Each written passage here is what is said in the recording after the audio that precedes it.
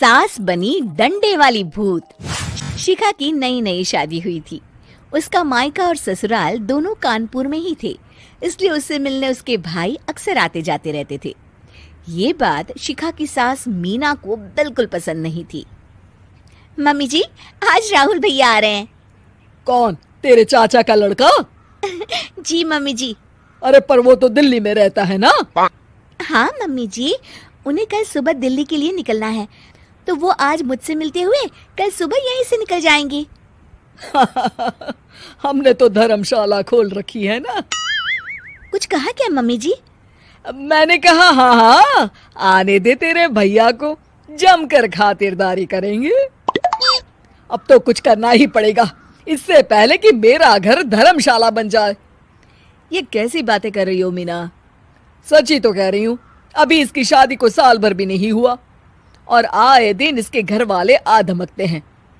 अरे तो क्या हुआ, वो इसी शहर में रहते हैं तो हाल चाल लेने आ जाते हैं। इस बार मैं उनका हाल और चाल दोनों ही बिगाड़ दूंगी। अब बहुत हो गया जी। अरे ये कैसी बातें कर रही हो, हे भगवान। बस आप तो देखते जाइए। शाम को राहुल आता है।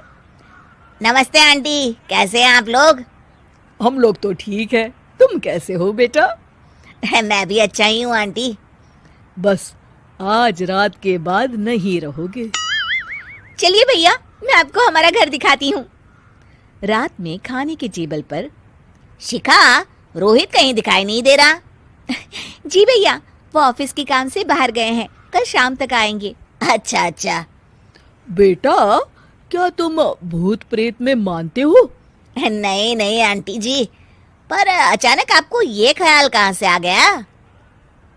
पता नहीं क्यों, कभी कभी मुझे लगता है जैसे रात के समय बैठक में कोई घूमता रहता है। ये आप क्या कह रही हैं मम्मी जी?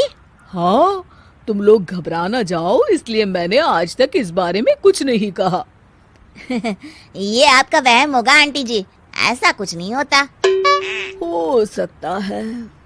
चलो अब मेरा सोने का टाइम हो गया है तो चलती हूँ मैं। शिखा बेटा, राहुल के सोने की व्यवस्था वहीं दीवान पर कर देना। जी पापा जी। अब चलिए भी। अच्छा, तो बैठक में सोने वाले हैं साहबजादे। क्या बड़बड़ा रही हो? कुछ नहीं, आप सो जाइए। मीना और महेश के सोने के बाद शिखा और राहुल आपस में बात कर रहे होते हैं, तभी डोरबेल बजती है। अरे आप! सरप्राइज! काम जल्दी खत्म हो गया तो मैं आज ही चला आया। ये तो बहुत अच्छा किया। देखिए राहुल भैया भी आए हुए हैं, आप दोनों का मिलना भी हो जाएगा। कैसे हो रोहित? मैं तो ठीक हूँ भैया। शिखा, मैं भी आज यहीं सो जाता हूँ, राहुल भैया से बातचीत भी हो जाएगी। अच्छा अच्छा, ठीक है। मीना आधी रात को उठती है, कंबल मुंह से पैर तक ओढ़ के डंडा लेके बैठक में आती है और देखती है दीवान पर चादर ओढ़े कोई लेटा हुआ है। देखो तो कैसे मजे से सो रहा है बहन के ससुराल में। मीना ताबड़तोड़ 4-5 डंडे मार देती है। अरे मर गया, अरे बचाओ बचाओ, कौन है? मीना जल्दी से अपने कमरे में भाग जाती है। हे भगवान, ये मैंने क्या किया? ये रोहित कहाँ से आ गया? लगता है ये नालायक राहुल मेहमानों वाले कमरे में सो गया होगा। आज तो इसकी खैर नहीं। उधर बैठक में, अरे क्या हुआ रोहित? मैं बाथरूम में था, तुम्हारे चिल्लाने की आवाज सुनी। पता है भैया, मैं सो रहा था, अचानक से कोई आकर मुझे डंडे मारने लगा। ये क्या कह रहे हो? लगता है तुम भी आंटी की तरह भूत प्रेत में मानते हो। नहीं नहीं भैया, सच में कोई आया था। मैं तो जा रहा हूँ मेहमानों वाले कमरे में सोने के लिए। इस समय अपने रूम में जाऊंगा तो शिखा की नींद खराब हो जाएगी। ठीक है भाई, जाओ तुम, जहाँ तुम्हारा भूत डंडा लेके ना आ सके। थोड़ी देर बाद मीना कंबल ओढ़ के डंडा लेकर मेहमानों वाले कमरे में पहुंच जाती है। वो बिस्तर पर सोए रोहित को फिर डंडों से मारने लगती है। अरे मर गया, अरे मर गया। तू भूत प्रेत में नहीं मानता ना, ये ले अब डंडे खा। हैं? ये तो माँ की आवाज है। रोहित कंबल खींच देता है। बेटा तू, अरे ये क्या कर रही हो माँ?